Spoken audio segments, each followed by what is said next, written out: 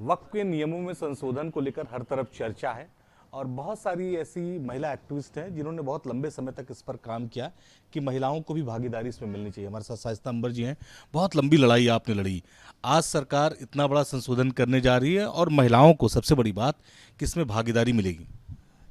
बहुत सराहनीय कदम है, हम बहुत खुश हैं। और ये लंबी लड़ाई का परिणाम भले बहुत देर में आ रहा है, लेकिन ठीक है, स्वागत के लायक है। और ये लड़ाई तब से हम लड़ रहे हैं जब हमने 3 तलाक बैन पे सुप्रीम कोर्ट में याचिका दी थी। और उसके बाद या उसके पहले भी हमने जो देश की पहली राष्ट्रपति महिला थी प्रतिभा पाटिल जी, उनको भी हमने पूरा ड्राफ्ट दिया था कि कुरान का कानून और भारत के संविधान ये दोनों कहीं ना कहीं पैरेलल हैं। उसको हमने सारी मिसाल के रूप में हमने भेजा था, तो उन्हीं ने राज्यसभा भी भेजा था, प्रधानमंत्री जी के वहाँ भेजा था, लेकिन कुछ राजनीतिक कारण के लिए वो दबा दी गई थी फाइलें।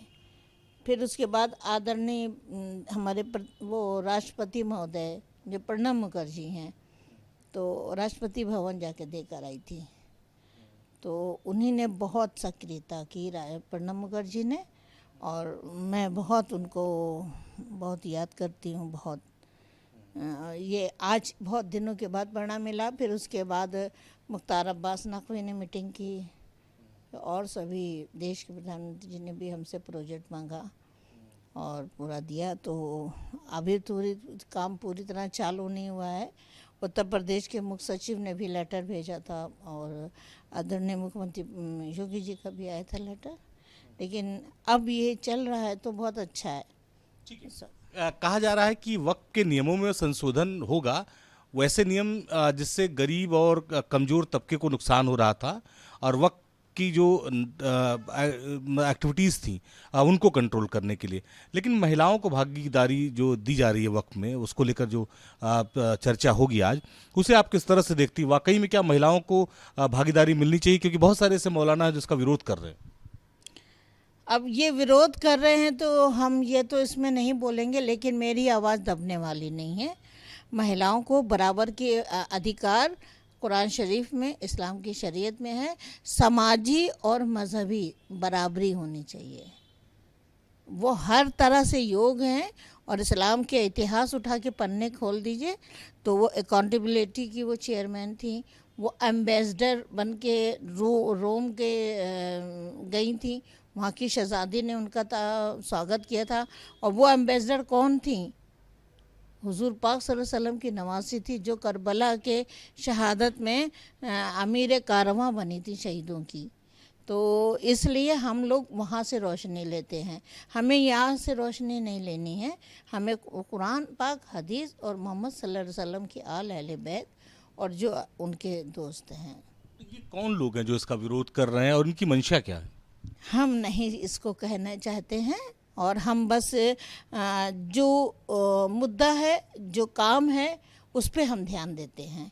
कौन क्या कह रहा है इस पे हम ध्यान नहीं देते हैं। हमें अपना काम करना है, हमें आवाज़ उठानी है। आज हैं हम, कल दुनिया से चले जाएंगे, लेकिन हमारी आवाज़ जो न्याय के लिए, हक के लिए है, महरूम और मुफलिसों के लिए है, वो उठाती रहेगी, हम रहें या ना रहें।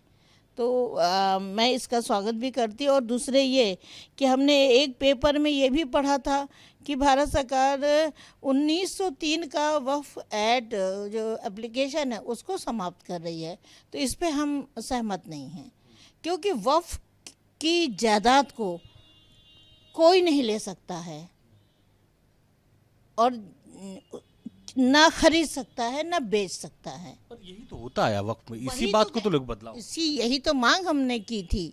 हमने राष्ट्रपति प्रतिभा पाटिल टाइम में, प्रणब मुखर्जी के टाइम में और मुख्तार अब्बास नकवी के टाइम में हम जगह बाय रिटर्न हमने एप्लीकेशन दी कि वक्फ की जायदाद पे जिन धनाढ़ लोगों ने कब्ज़ा किया हुआ है और उस पर बिजनेस बना दिया है, उससे उनकी ज़मीन को छीना जाए।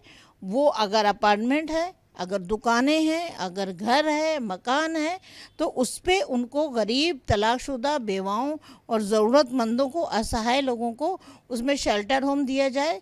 अगर वो खाली हैं तो उन पे कारखाने लगाए जाएं, ताकि हमारी देश की जो मुस्लिम समुदाय है, जिसको सच्चर कम्युनिटी ने कहा है कि ये दलितों से बदतर जीवन जी रहे हैं, ये आर्थिक और शैक्षिक सामाजिक तौर पे बेइंतहा कमज़ोर हैं, तो अगर हमारे समाज के लोगों ने, घर के ही लोगों ने वफ़ की ज़मीन को लूटा है, तो ये उनके लिए एक बहुत बड़ा अपराध है, गुनाह अजीम है। और इसके लिए हम भारत सरकार से कहेंगे अच्छी तरह से निष्पक्ष जांच हो, और जांच करने में दोषी पाए जाने पर मुकदमा दर्ज हो और उनको सज़ा हो। कहा यह जा रहा है कि जो वक्त में संशोधन होने उसको लेकर सरकार ने बहुत खास रणनीति बनाई है। आपने भी बहुत सारे पत्र लिखे, किसको किसको लिखा? अभी एक आप लेटर फिर ड्राफ्ट कर रही हैं। जी हाँ, अगर ड्राफ्ट ना करते होते तो राज्यसभा से भी हमारे पास आया ना होता लेटर। हमारे पास राज्यसभा से भी आया है, हमारे पास ह्यूमन राइट्स से भी आया है, हमारे पास माइनॉरिटी कमीशन से भी आया है, आदरणीय राष्ट्रपति महोदय के वहाँ से भी आ चुका है। तो हम ये कहना चाहेंगे कि आवाज़ उठानी चाहिए। अगर आवाज़ हक है, सच है, तो देर ही सही लेकिन उसको सुनेगा और उसको स्वीकार करेंगे। तो अगर इसमें वक्फ एक्ट 1903 का अगर ये एप्लीकेशन को डिस्टर्ब कर रहा है, या डिस्टर्ब करने को या ख़त्म करने की अगर ये है, तो ये चर्चा होनी, हम सहमति नहीं। सहमत ये जो कह रहे हैं कि वक्त के जो बोर्ड होगा उसमें महिलाएं मेंबर होंगी, महिलाओं को जिम्मेदारी मिलेगी, इसे किस तरह से आप देखती हैं और इसकी ज़रूरत है क्या? बहुत ज़्यादा ज़रूरत है, और आबादी के अनुपात से महिलाओं को शामिल किया जाए। अगर 50 मेंबर हैं तो 25 महिलाएं हों, वो भी योग्य हों, पढ़ी लिखी हों, और जिनको मदरसे में के मालूमात, यानी कि मदरसे के जैसे अरबी है, उर्दू है, क्योंकि वक्फ विभाग में बहुत सारी जो फाइलें हैं उसमें उर्दू और पर्शियन लिखी हुई है, तो इसलिए उनकी इसको भी लैंग्वेज की जानकारी होनी चाहिए। तो योग भी हों, पढ़े लिखे भी हों, और काम करने में मतलब जो ड्यूटी उनको दी जाए उस विभाग की पूरी जानकारी वो करें, और उसमें उनको सही जगह पे औरतें पहुंचेंगी तो उनको औरतों का दर्द औरत ही समझ पाती है। वो अगर बेसहारा है, तलाकशुदा है, तो जीते जी वो लाश बन के घूमती है। माँ बाप का बोझ न बने, भाई के परिवार का बोझ न बने, खुद आत्मनिर्भर हो। और ये हमारे देश की भारत सरकार ने भी कहा है, महिलाएं आत्मनिर्भर हों, आत्मसम्मान के साथ जिएं, और खुशहाल हमारा देश शिक्षित हो, विकासशील हो। तो देश का हर समुदाय अगर शिक्षित होगा, विकासशील होगा, तो मैं समझती हूँ परिवार, खानदान तो है ही है, खुश होगा, और हमारा राष्ट्र भी विकास करेगा, देश भी। धन्यवाद। हमसे बात करने के लिए शाइस्ता अंबर जी थी। इनका ये कहना है कि महिलाओं को भागीदारी अगर बोर्ड में मिलती है तो इससे महिलाओं का विकास होगा, और समाज में वो गरीब तबके की महिलाएं जो अपना जीवन बड़ी कमजोरी और बदहाली में जी रही हैं, उनको भी आगे आने के लिए जगह मिलेगी, उनको आगे जाने के लिए प्रेरणा मिलेगी। फिलहाल इस बिल का विरोध कौन कर रहा है उसको ये नहीं जानती, लेकिन इसको लेकर उन्होंने बहुत सारे पत्र लिखे, चाहे वो प्रधानमंत्री कार्यालय की बात हो, चाहे राष्ट्रपति भवन की बात हो। लखनऊ से वीडियो जर्नलिस्ट सैफुल हसन के साथ Nikhil Sharma, news nation. News nation अब व्हाट्सएप पर खबरों के ताजा अपडेट के लिए न्यूज नेशन के इस QR कोड को स्कैन करें।